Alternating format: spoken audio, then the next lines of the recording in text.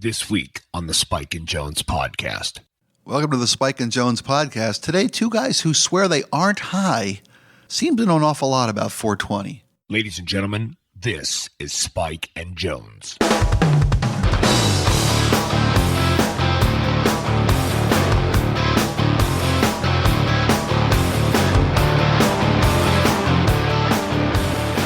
I don't pot anymore, by the way. You know, it's funny. I don't want to do a show about addiction. No. No, that's sad. It is, and it's a medical thing. I mean, let's do a podcast about pancreas trouble then. It's as informative and insightful, and who the fuck are we to say? Right. But I was a candy ass addict. What does that mean? That means that I was totally a pothead, and I became a pot addict. Really? When I moved here, in so much that it was beginning to have the effect on my life outside of the desired effect on my life, if you will. Right. So, I went to rehab. I went to inpatient 28 days for pot. Still blows me away. That's what a candy ass addict is. I'm in there with heroin and crack addicts and right. And they're like, opioid. You're here for pot? Pot? They giggle. Well, that's cute. Go sleep in the dumpster Seriously, for a year. dude, You'll know that's what we're kind in. of cute. I was the Wizard of Yets. Rehab's about or addiction's about Yets. You know that Explain.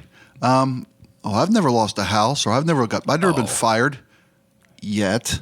That's what when people are fighting back and they say, "Well, I don't have a problem. I've got a wife and daughter, and my wife hasn't left me yet. Right. Haven't lost my job yet. It's kind of right up there with I like black people, but yeah, right? Yeah. Oh man, that sucks. That's okay. I mean, addiction's a motherfucker, and I'm Irish, so it's in the national anthem. So, and I've got a history in my family of, addicts who never got out and addicts who got clean. Yeah. Distant and close relatives aplenty, myself included. But pot was when I was growing up, pot was what I traded everything for. Wow. Okay, and I'm not saying like I traded my shit for a bag of weed, but I was offered a scholarship to play football at like the prep school, high school in Baltimore. Really? The prep You've high school. told me this before. The McDonough School for Boys. Madonna. There's four N's in there. The McDonough School. And it was a live at boarding school. Okay. I mean, this was the prep school in Maryland. You go anywhere you want to out of McDonough, anywhere. And when they say boarding school, I mean, my brain always thinks of either kids that parents don't want around or kids that have caused nothing but trouble and the state takes them away. Oh, no. I'm talking blue bloods. Okay. This was not in my Bush family. This was type not stuff. in my neighborhood. This school. Okay. This was out in Owings Mills. Okay. Scent of a woman type stuff. Yes, it was totally that. Yes, exactly. That kind of school. What's that Brandon Fraser movie? It's called Blue Bloods, I think. No, you're talking about the one where he's Jewish? Yeah. I don't think it's Blue Bloods. It wasn't that Blue Bloods? Okay. No. I don't remember what it is. Okay, but it was that kind of school. But I got high instead. Right. I mean, I said, okay, I don't need to go to McDonough. My brother's already going to Poly, and they got a better football team anyway. I'll just go to Poly. So I can get high and play football at Poly. I remember, my freshman year of high school football practice. You get out there, and it's, summer, two days in summertime, and hot Baltimore summers are 90 plus with 112% humidity. Right. Shit was, Right. You invert when you go outside. Totally. And my freshman year I went there and just lit the world on fire. Oh, man. And they wanted to put me on varsity backup, but my junior varsity coach like, no way, he's mine. He's going to play. Were you your size as a freshman? 'Cause you're a tall guy. I was 6 foot, but I was about 175. Okay, but that's huge for high school. For high school freshman, yeah. But I just blew it up in freshman year. It was great. In my sophomore year, I got to varsity and got started. And then I just figured I'd rather be high all the time. Right, the magic of pot. Yeah, and I just kind of walked through my junior year and didn't even bother to play my senior year of high school. You know. So Well, to be fair, it was also the magic of liquor. Let's not Right. pin all this on pot. right. You know? So these were sort of drugs of the unambitious. Yeah. Maybe? Pot hadn't been legitimized as a creative tool yet. Sure. You know, that's it. Sure. It enjoys that status now. Right. At least in my mind. And Look at Radiohead, perfect example right. of pot. I mean, there's a lot of people who just pot out all the time, and they're fine. They do great. You know. Yeah, I can't operate on it. That's what I've smoked it 6 times. I admit it. I've smoked it 6 times in my life. What time is it now? Were we recording? Noon, maybe? It's not 4:20. Most days, I would have smoked 6 times by now. Yeah, 11:40. By this point of the day. You know? Really? Oh yeah. I think everybody knows this, so it's no point in. I'm not breaking any confidences or. But I used to go to work high at 4:30 in the morning, and get high again at 7:15 in the middle of the show. Wow. And then when the show was over, I couldn't wait to get outside and get high again. Really? Yeah. I really like pot. Wow. And so nowadays, as you had mentioned maybe 2 months ago on a podcast, you drive in south and you would smell, Oh, I smell all the time. from the pot shops in the north Still end. love the smell. Love the smell of pot. Really? Something about it. It's Love the skunk buying smell. buying weed, but never Really? smoke. I don't smoke it anymore. Huh. It makes me feel stupid.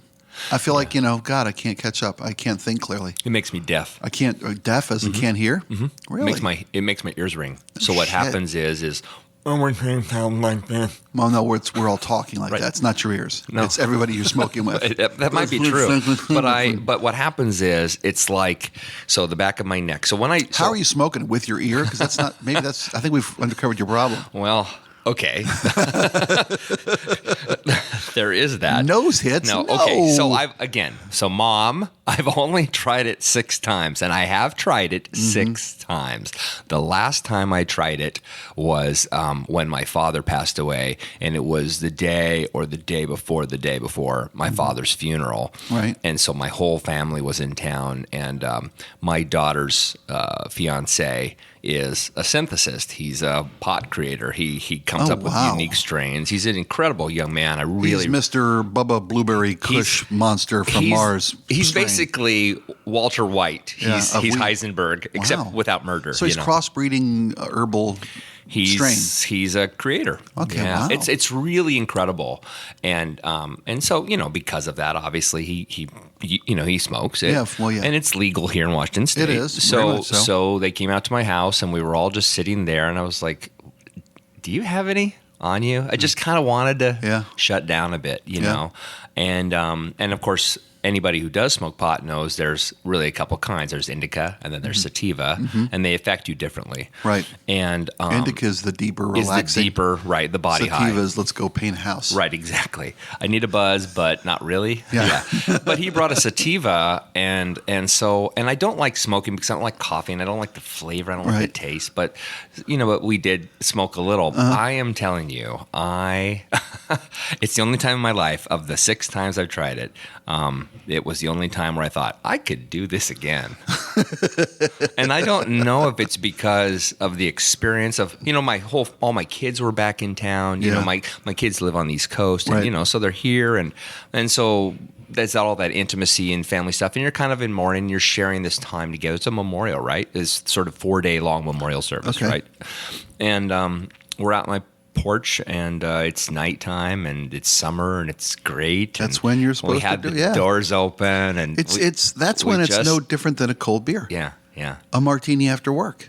But I'm telling you, again, I think I'd mentioned this. The first 5 times I tried it, hoping it would get better because everybody kept telling me how cool it was.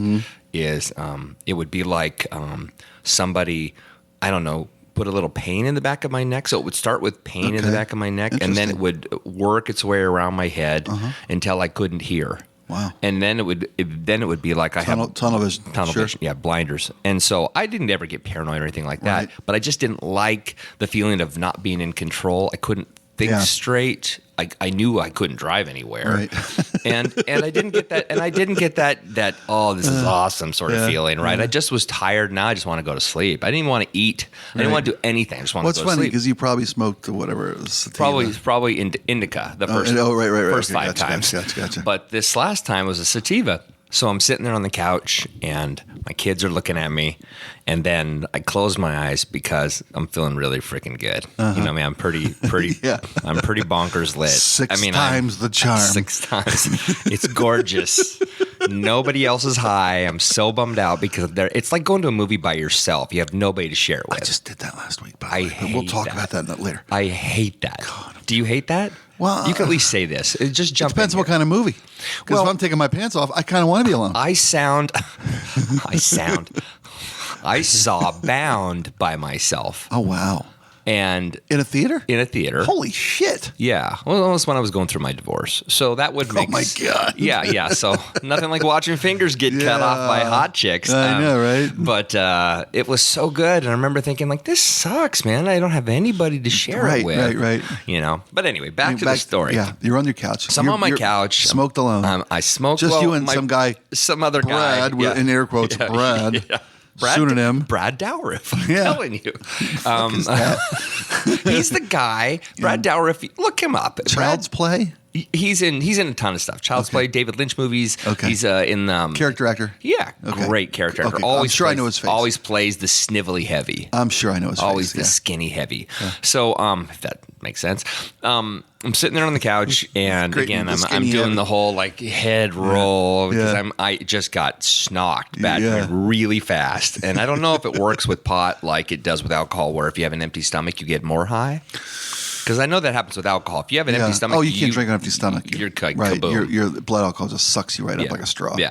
So I'm sitting there and I'm feeling good, and we're kind of laughing at general stuff, and then I close my eyes and I saw 2 words in front of my eyes in green letters: jump rope. And they're like, what? And I go, I just saw 2 words, like it's magic. Jump rope. And they're crying. Oh, my they're God. rolling around. You're that guy. There's video. My son has video. I gotta You let find them it. film this shit? Post it on Facebook. Oh my you know, God, dude, are you nuts? But yeah, I know. Well, it's legal in this state, so I don't have anything to worry about. I think, except now with the new Trump administration, you never can You know tell. what Jeff Sessions is going to do? Well, when the cop cars all have rebel flags on them, then we'll know it's time to put the shit away, man. Every cop car looks like the General Lee. You remind me of something. So when I was living in Virginia, I was in the Navy at the time, and we were driving to South Carolina for something. I can't remember what it was, some military function that we were doing, and we drive down by a pickup truck with a rebel flag hanging in their back with the gun rack, the whole thing, right? Straight out of Central Casting. Right, and exactly. And then right in the middle of the flag is a picture of Hank Williams Jr. And all it says on there is Bocephus. Bocephus. Right? And I'm thinking, that's the guy that gets out of the truck and says, now, don't you forget, Jesus was an American. That's right. Right? Sure, right? of course. Absolutely. So Tall white guy. Good times. I know. I don't miss the South really in any way outside of its beauty. Not to knock the culture, not to knock the people. My son lives down there. There is, in some instances, not all instances, very much a clear lack of education in many ways. In many right? ways, sure. And I'm not necessarily talking about the ability to be progressive and to think past, say, color or religion or anything else, but just generally missing some book smarts. Not even 8th grade type level stuff. 6th grade, just life is too hard, and I don't know if it's because of A lack of income intellectual levels. ambition? Well, I'm thinking. I think it's everything. I think what happens is something begets something, right? I mean, you live here in the Northwest. You're You're a left-leaning gentleman, right? Your children, Man, these pants are tight. Good eyes. tend to be left-leaning, Okay. right? And that's okay because you are imprinting your desires, your thoughts on them. They're also taking that, they're kind of running with it themselves. They're creating their own version of that. But really, it is a sort of a trickle-down effect of you, right? Okay. And so if you grow up in an area where there is subcultures or lack of some form of new progressive culture, meaning it's just the same thing over and over and over again. Right. It begets the same thing over and over again, right? The lack of education. Lack of external stimuli or Right. opportunity. Right. And so nobody really grows. And people can say, oh, well, ignorance is bliss. Well, not always. I mean, not necessarily to those outside of it. And not to say that I'm judging. This is not a judgmental thing at all. I was listening to a great podcast that I highly recommend. Those stupid fucks could be wonderful. We don't know. highly recommend because it challenged me. There's a podcast that NPR put out recently called S-Town. Have you heard of this? So they have a couple of really highly qualified, well-known podcasts. One called This American Life, and one called Serial. And they are weekly updates on the same story, right? They just consistently push this like over 20 weeks. So this new one is called S-Town, and it's a 7-part series. Is it a female creator? No. Okay, I thought I heard something about this, but and so I'm not going to give away the ghost, but what's fabulous, it's about a man in Alabama who calls the NPR studios in New York City and says, I believe there's a murder, so I'm not giving anything away, in our town that's been covered up by the police, and I highly recommend you come down here and investigate it because nobody else is doing it. Wow. It is phenomenal. Is it fiction? No.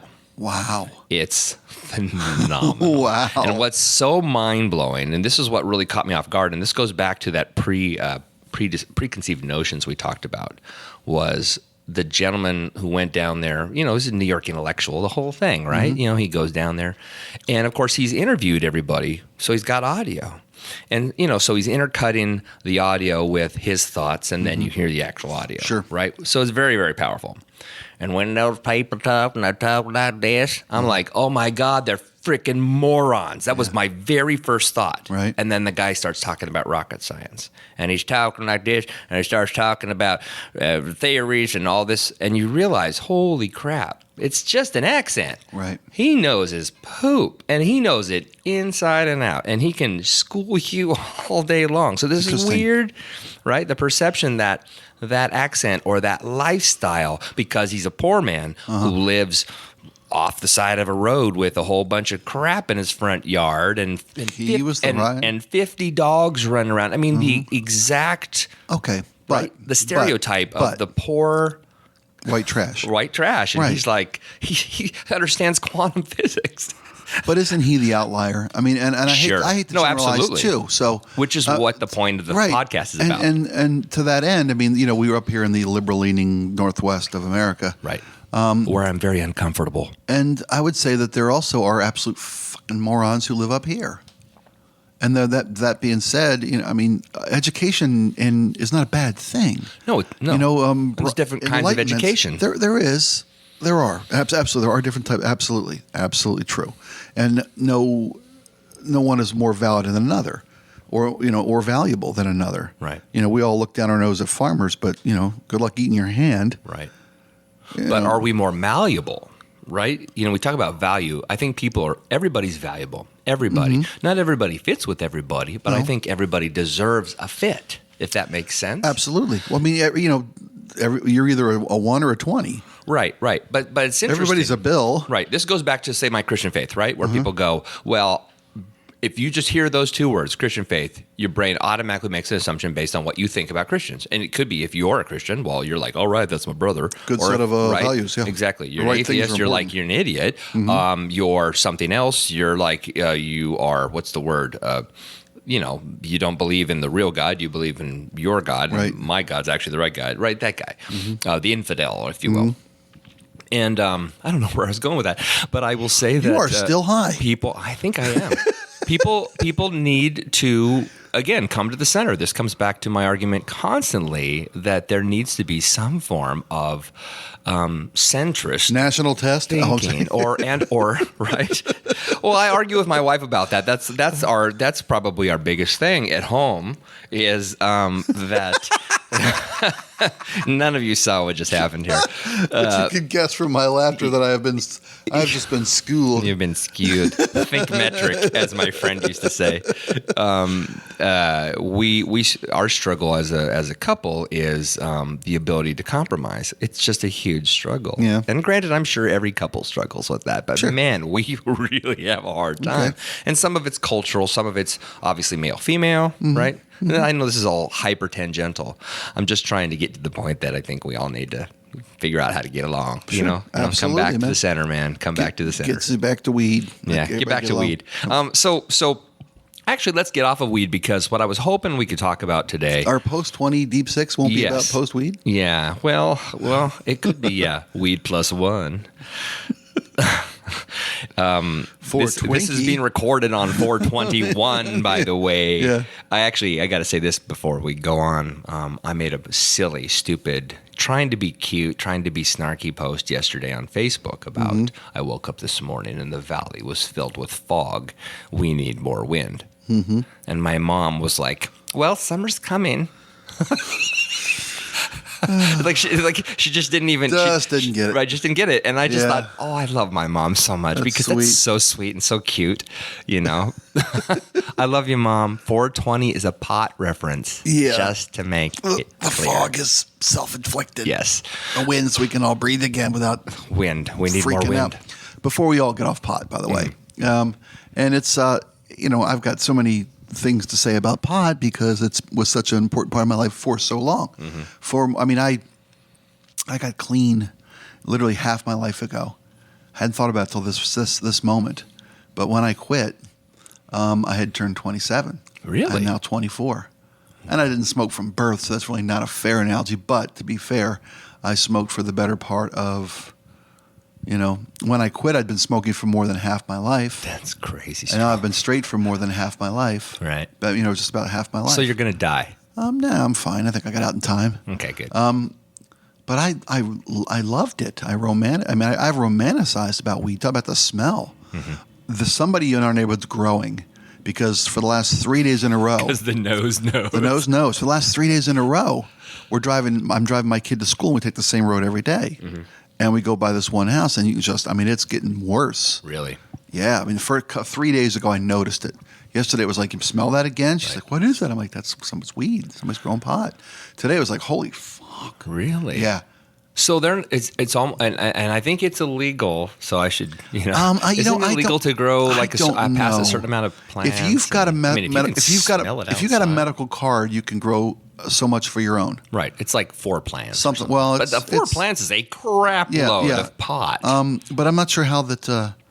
I know the state has kind of it pulled the rug out from under the medical industry in this town because there's more money to be made on the recreational. Right. They're decriminalized. Yeah. Well, for the most part. I went out and got a green card. You did? I did. Wow. And you can just apply for it. See, I don't know anything. No, you've got to go to a medical doctor and have a verifiable symptom. I mean, a doctor. A veterinarian. A vet.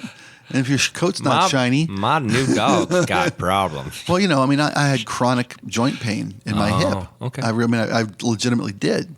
And in fact, while I don't smoke anymore, there's a marijuana THC cream for pain relief. It's like a cannabinoid. Cannabinoid, cream for for pain relief. And I would rub this shit like Bengay into my hip, and it was phenomenally, effective. Can we talk about Bengay? Sure. Where's that name come from? I've never known. I'm sure I can look it up on the web. The doctor that created it or something? Okay, good. That's good answer. Okay, back to the story. Yeah. So you're rubbing it on your hips. So it was that kind of thing. But so it's a topical pot, basically. Yeah. It's right. Cannabis oil. Okay. Is in this balm, and it's a deep muscle, pain relief, which is like Asper cream, whatever the fuck they have put Asper. That kind but of it doesn't stay warm afterwards. No, like icy hot does. No, it's not the benefit. So I don't know if you're allowed to grow anymore because the medical industry used to have all those things, but now that those shops have all gone away, There are, I think there are recreational shops that will give you a discount and like waive the taxes if you present a medical card. Oh. When the state figured that out, so okay, well let's make you get your medical card renewed twice a year. Oh. At a fee of like $125 per pop. Wow. So unless you're like buying a lot of medicinal weed, you're not getting any savings by having a green card. Is there a limit to how much you can buy? I mean, can you buy like 5 pounds? I don't know. I don't have. I mean, that's like lifetime. I don't have the cash reserve to test that theory, but I'd like to. Yeah. I mean, that's the thing though, is you used to have to hoard shit. When you found somebody that had a lot, you bought a lot and sat on it. Yeah. You know. Yeah. But nowadays, I can buy pot 7 times on the way home. Yeah. Every day. Yeah. I mean, there's just shops every freaking where, and this guy. But I loved that smell. I still love the smell of weed. Yeah. I love the smell of the skunky smell of weed. Wow. I'm driving my kid to school, and she can smell it too, and she's 13. She knows what it is. And I'm like, okay. And I'd romanticized about weed. It was funny when I quit. And I'm sorry to stay on weed. No, this is fine. When it was time to quit, one of the things I was telling myself that I couldn't quit because I was in a creative industry and weed was helping me be funny. Yeah. So if I quit, I'll just be dull. That It's like Freddie Mercury fixing his teeth. Yeah, I can't do that. I won't be able to sing. It'll affect the timbre of my voice. So yeah, but I quit, and it's like taking a football helmet off. It literally was like everything was faster, easier. Right. Like, oh my God, what the fuck? You'd been slowing yourself down. I've been running. You robbed yourself of a real career. I've been swimming with a cinder block in my hands. Wow. So that was the weed thing. So you're never going back. I'm not. It's funny. Close relatives still imbibe. And that's fine. I've just got no. You wanna? I'm like, nah, I'm good. So you don't even touch it. I don't have any. Do you fear that you have the personality that says, "I touch it, I'm just back in, and I'm all in"? Nah. You just don't have touch any it all the desire. time. Okay. I go buy it. But what I mean is if I smoke, if you smoke it, you're like, oh my God, Jimmy I forgot. I'm back. It's so cool. Yeah. No, because I have smoked 2-3 times in the last 10 years. Okay, so you have done it. But not like to the point of, I relapsed. I've got 27 years clean and sober, but I've relapsed. Plus, I drink tequila at shows. Yeah. I don't drink anymore, though. I don't go out for beers. I don't. When the family gets together for a barbecue, I don't want to drink a bunch of beer. So you drink tequila before you go on stage, or every after? night? Or every night. During the show as well? Oh, yeah. Really? Constantly. Really? Yeah. See, I can't play. Some nights I get fucking loopy, too much tequila. Really? Yeah. I can't play if I don't I'm do that even, often, though. If I'm nervous. And see, I don't like beer. So I'm one of those Americans that doesn't like beer. Okay? I like bourbon. That's it. Bourbon. See, here's the thing. I tried drinking whiskey before a show at a couple different times, and I just can't remember. I can't. Yeah, and it murders your throat. It's not even about that. To me, my brain gets fugged. Really? Yeah. I can't remember lyrics on whiskey. But tequila. It's AC/DC, man. It's not that hard. It is. Shut up. That's the point. It's really messing you up. Oh, yeah, really. Hi, we're a band. And you do dirty deeds, right? We do. Yeah. Ooh. But tequila. This is the most tangential podcast we've ever done. We're talking about drugs and alcohol. Oh, it makes sense. It is. We did not smoke before we started. Effect on the human condition. Yeah, sure. Yeah. For me, tequila is like first off, it's liquid courage. Because I got to get out there and sing in front of people. It's not like I'm nervous. It's just like I'm fronting. Who the fuck am I? Do you get jacked ahead? Because I do. Yeah. To get on stage? And as a drummer, if I'm jacked, we're counting off at 180. Yeah. Dirty deeds. Dirty deeds. Yeah. We play, I have our front of house guy play the same song every night. Because it gets me fucking going. Which song is that? I've actually only seen you guys once, and I don't recall. Whiskey in the Jar by Tin Lizzy. Tin Lizzy. Yep, the Thin Lizzy version of Whiskey in the Jar. That's cool. That's one of the greatest bands that nobody knows how great they are. They know their 2 or 3 hits, and that's it. It's like, God, they were so good. Oh, man. Unbelievable band. Yep. But that one, if I'm backstage and I drink the tequila and Red Bull before a show. Yeah, I call it a Mexican standoff because I see where you're going. Because you get in a little loopy. Yeah. You get a little fancy, but you get fucking jacked. Wow. At the same time, so I walk out on stage just pumped and high. Okay. At the same time, because tequila is not a depressant. Right. All alcohols are depressants by classification. Right. Tequila is a hallucinogen because it's made with mezcal. Delicious. Yes. So I don't get drunk. I get high on stage. I have to admit, I do like tequila It's as well. but I like it in a mixed drink. I don't want to shoot it I do straight. ice cold. I mean, keep it in the freezer, keep it on ice. Yeah. Ice cold shots and chase them with Red Bull. I did one night. You were talking about Skype earlier. I had one night in September. I'll remember this, of 2012, that I decided to Skype a couple of my friends on the East Coast, and I drank tequila the entire time, and I drank the whole bottle. That's a food load. Yeah, it wasn't a fifth. It was the pint. Yeah. But I drank the whole thing, and I don't remember anything about that freaking conversation. I was probably standing up and showing him my junk. I don't know. I was so lost in that conversation. Yeah. I don't give the impression I'm drunk on stage because I'm not. No. I've seen you. I could count on one hand the times that I've actually felt like, oh my God, I had a little too much tequila tonight. Right. You know, most times it's just a matter of, getting so I can enjoy the show and groove into it and get my swerve on. It's pleasurable for you, and you like and the I taste. translate plus I translate that inhibition to or that lack of the loss of inhibition that translates into what we do on stage. Yeah. I think so. I think if you walk on stage and you just ate a 14-ounce steak, you're probably screwed. Yeah. You know what I mean? I've done that. I've eaten 2 bowls of chili before doing a show. And I'm just like this holding is it in. brutal. Holding it in, man. There's them in the brown stripes. Yeah. Jack Black is on the. I when I was playing live, I because I'm a hyper kind of an intense guy, and if I'm driving the bus, as the drummer.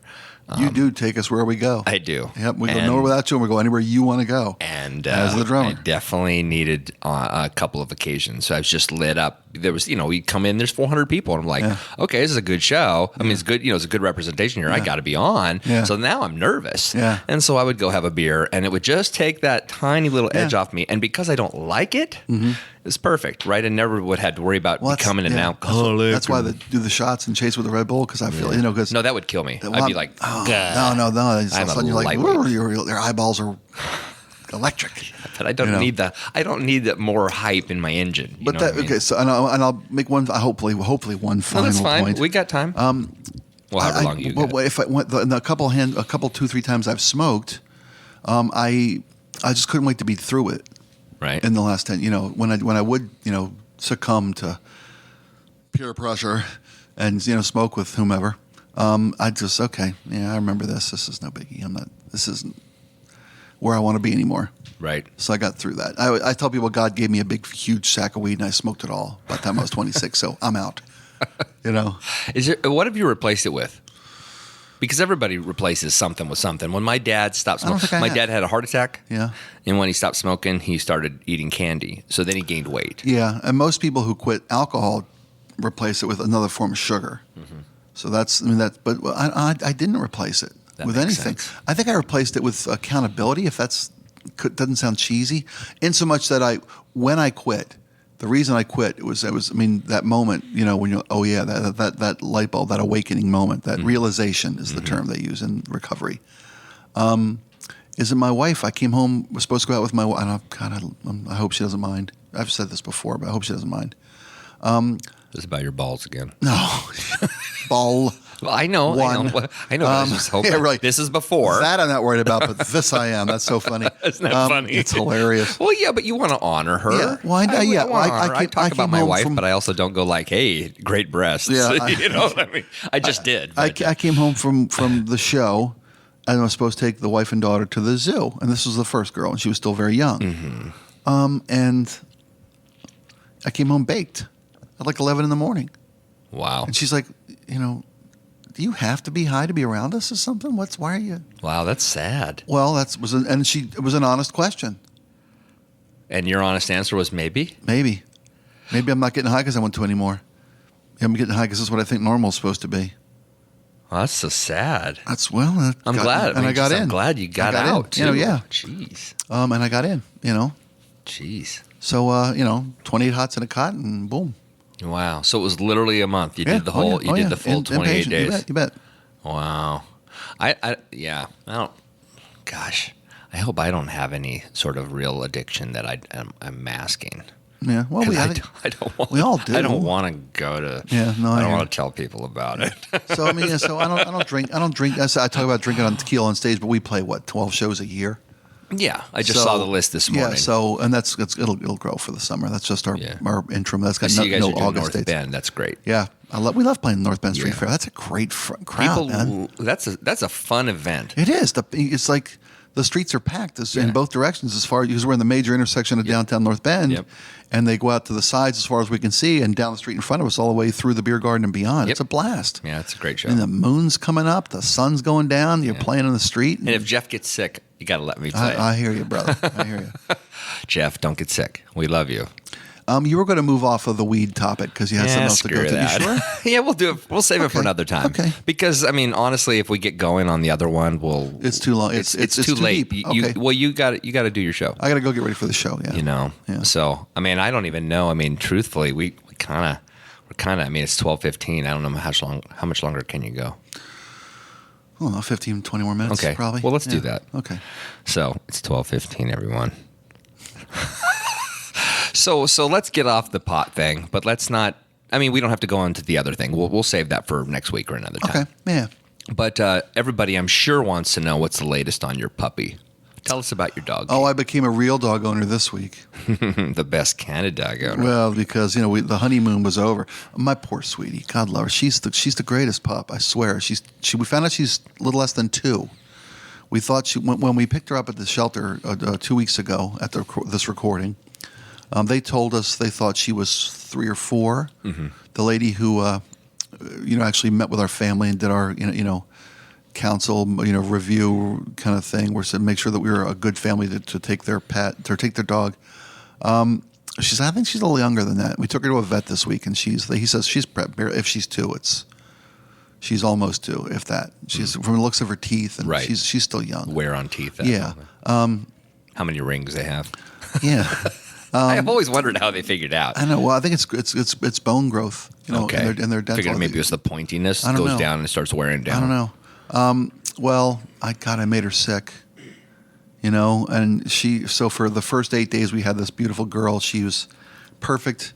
She'd have to run of the house all night long. We'd get up in the morning. She's, walking over the front door and sit down, take her outside, blah, blah, blah. 2 nights ago, she just exploded with an upset stomach on the rug. She did not literally explode. It was, So is this like a food adaptation thing? Like you're giving her the wrong food? Well, because they gave us food at the shelter, and when that was gone, I went to a pet shop. I went to a nice, animal, I don't want to name them because they're nice people. Right. Well, this is the closest thing we had to that, blah, blah, blah, blah. So I got that, and I tried it, and made her stomach like so like sick. no grain type stuff? Right, yeah. Oh, it just made her sick. Oh, and that's so I cleaned up, yada, yada, and the next night we kind of cordoned her off to make sure, she was getting, and then she jumped over the barricade we'd built and then destroyed the rugs. With the flavor of brown sensation. Oh, yeah. And so, my God. And, and you have light colored rugs. Yeah, we do. We have like cream colored rugs because, we wanted the whole house to look kind of like, an episode of Miami Vice. Oh, I was thinking of Lonnie Anderson. Something like that. Anywho, we, I was a pet owner as a kid, but not a responsible pet owner as a kid. And we have been a pet owner since we've been together, so it's like 30 years without a dog. Mm-hmm. So, I know you don't rub their nose in it or yell at them because that's it doesn't wrong. work. It doesn't work. It just teaches them to hide, and she's not doing this because it's not behavioral. She's not trying to get, okay, I got you now. Yeah. You'll put up with anything now. Where's your cereal? Yeah. She was sick, and I in fact, I went online and did a little chat thing with Humane Society's website, and they said, "Oh, this is what's going on. Her stomach's not reacting well. Did you change foods?" I'm like, "Yeah, we had to." Okay, and I didn't know. I mean, I'm an ignorant new pet owner, and my ignorance is costing this poor little thing. Her stomach's just poor thing. I tried 3 different foods in 3 different days because they gave me some samples from the pet shop to try. I thought they were like us. Yeah. I'm gonna have Italian tonight, Chinese tomorrow. I'm gonna have a steak on Thursday. Test drives don't work. You can't do that with dogs. It's consistency and continuity. Mm-hmm. So we just taken into our vet we have a family vet. It's so funny. My wife went to high school with this guy, and and they've stayed in touch, I guess, through Facebook. They both whatever. And she's like, well, if we ever get a dog, we'll bring him to you. And so we showed up and said, well, do you live in the neighborhood? No, my wife went to high school with a dog. Really? You are? Okay. So, wow. But and we took her in on this week for her first physical, and they told us how old they really think she really is. And right. she's got a clean bill of health. Everything inside and outside's fine. So when her tummy turned, they said, okay. And the food from the shelter was a prescription food. Oh. It's intestinal, gastrointestinal blend. Make sure they're basically clean and healthy before they go out to their forever family. Right. So we got that. I went back to the vet yesterday and got a whole bunch of that, and we fed her that last night. And last night we made her sleep in a crate for the first time. That's expensive as hell. Yeah, well, it's okay. I mean, this dog's we barely paid anything. She's a gift. She is. Absolute blessing, man. And she's looking at me with them sad eyes. You created her last night. I created her last night, yeah. And she's a little whimpering and stuff. And she woke up this morning and she was okay. And I took her out, and when I was leaving for work today, my wife, was still asleep, so I was taking the kid to school. So I put her back in the crate this morning. And my wife woke up, and I was already on my way to work. She's like, "Did you not walk her this morning? She already been out." Right. I'm like, "No, I took her out and walked her twice, but I didn't want to lead her. I didn't want didn't know how she's doing. She's only been one day on the food, so put her back in the crate." So my wife got up and walked her out. So, I mean, that's the greatest dog. And once I realized that she wasn't, didn't have anxieties, she wasn't nervous, she wasn't getting so comfortable, she did what the fuck she wanted. Right, she wasn't ill either. She was sick. Just dealing with us. Wow, you changed me up, dude. Yeah, and I did it to her. So I'm this massive guilt complex, So I'm just giving her nothing but loves. You want a belly rub? You bet. I'm on it. We'll go for a walk. I'm there. Last night I walked her for like an hour and 15 minutes at 10:30 at night. That's love. We went out, and my wife needed something from the store. We were out of something for the morning breakfast for the little one or whatever. And I usually hop in the minivan and drive up the hill, and it's a 10-15 minute round trip in the car. Right, you were working your ass. Yeah, so I was on fire last night. So I, get the leash, buns of steel, get the harness and the leash out, put the little road safety light on her collar. Oh, that's so cute. And we walked the 45 minutes uphill to the store, and then the 25 minutes downhill home. So the honeymoon's not over. No, I'm in love. She's the greatest, man. She really is. That's awesome. This morning, I'm sitting here this morning, and I get up and I'm taking the little one the little one's getting ready for school, and I get her up and I make her breakfast and I drive her to school because I get told in the past I enjoy this because I miss this with my first kid so much. 26 years I've never seen my wife or daughter in the mornings. Right. Which is, by the way, the key to a happy marriage. Jeez, could you guys be any louder? Yeah. That's I don't know, whoever the hell it is out there. Like they enjoy their fucking job or something. Jesus. Pretenders. Anyway, sell some advertising. No, this is the social media department. That's right. Social media sides over here. That explains how they're so young. Yeah. Right. The little ones are over here. What was I at? I was going to the store last night. You were walking her up the hill. Oh, this morning. Now, this morning I get up and my little one gets ready for school, and I get her up and I make breakfast and I drive her to school, and then I come to work. And I enjoy that because I never got to do it with my first kid. That's the key to a happy marriage, by the way, is to not wake up together. Yeah. My wife and I never had to put up with her morning shit, or she mine, so that was good. Yeah. Absence does make the heart grow fonder. Anyway, I'm sitting on the couch this morning, and I'm not even reading. I got my eyes closed. I'm still a little bit tired from the hike up the hill last night. And the dog, we got her those ropes with the knots on each end. Oh, and she comes over and she wants to play tug of war, and I'm playing, and she's like, obviously she's feeling better. She's back and forth, she's fighting me, and she's strong as shit. So I'm like, okay, I'm done. Pet her a little bit, scratch her ear. Okay, go. She looks over and she's got this rope thing. She's flipping it up in the air and catching it. Whoa. This dog's fucking smart, man. I mean, she's getting it. She's laying on her back. She's got her paws on the far knot and the close knot in her teeth, and she's tug of warring herself. I'm like, damn, this dog's on it, man. I'm fucking crazy about this dog, man. That's great. I know. And then just 24 hours ago, I was on my hands and knees with a scrub brush and a clothespin on my nose and big rubber gloves and napalming my carpet. Pulling your beard out of the way to not dip it. Oh, it was vicious. My carpet guy comes tomorrow morning at 8 a.m. I'm glad to hear that so many things are working out, and I'm so glad to hear, because when you first told me that she was ill, and then the conversation we'd had last week, which was, it's going so well. It's too perfect. I'm nervous. It's too perfect. And then I mentioned parvo. Yeah, I know. You totally gave me dog heebie-jeebies. Now, but it was funny because it was nice to know that If you ever had to collect a stool sample from a pet, you walk them out and you got to follow them around with a little vial. Right. Don't you have to just put like a glove on and? Well, except that they only want like a quarter teaspoon. We don't need her whole bag of shit. Okay, they make it really clear. We need a quarter teaspoon.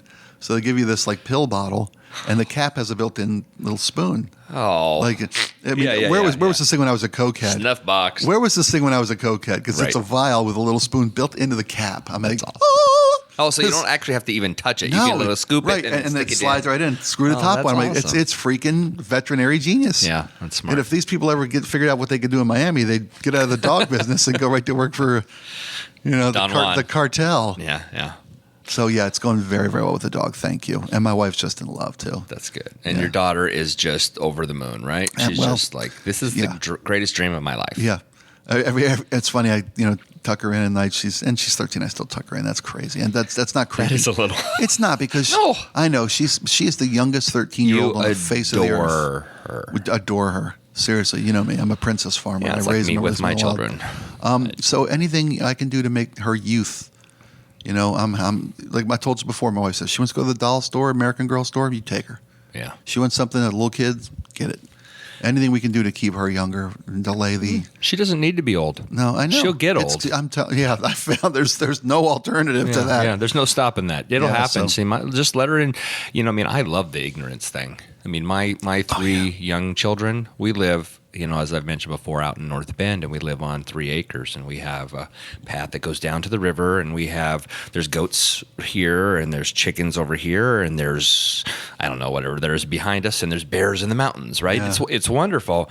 And what I love is I can literally open the door, and today's a perfect day. My wife's probably picked up the kids about a half an hour ago and taken them home. They eat lunch, and then they just go outside. That's the shit. And they don't need TV, and they don't need, you know what I mean? They don't need iPad, and they don't need all this. I mean, they like those things, but... Sure, but they have nature. And you know what they do? We have a concrete pad in front of our, I don't know, whatever you want to call it, the French doors we have, and it's probably the size of this room. Mm-hmm. And they get on these, we have, what do you call it, non-pedal bikes, like the coast bikes that teach little kids how to ride bikes. They get on those things, and they'll do circle.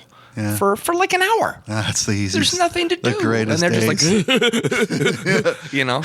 Just like, I mean, it's just so dumb. They're not adopted then. They're all yours. Yeah, no, they are. And then the other day, my wife, she bathes the boys. Actually, she bathes them all, right? And then she basically one at a time says, honey, and then I come running in. Come with a towel. And I dry them off, and then I dress them and brush their teeth, right? Yep.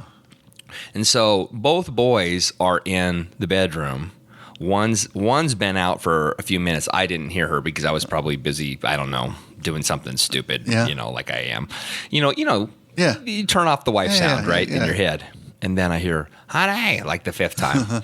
And then, would you get the boys? And I come in, and one of them's laying on my bed naked. Uh-huh. And the other one has got his face like this close to his ass and going, butthole. And I'm like, oh man, I started the worst thing ever. And I, when you're an adult, you just think, oh, they'll just think it's cute.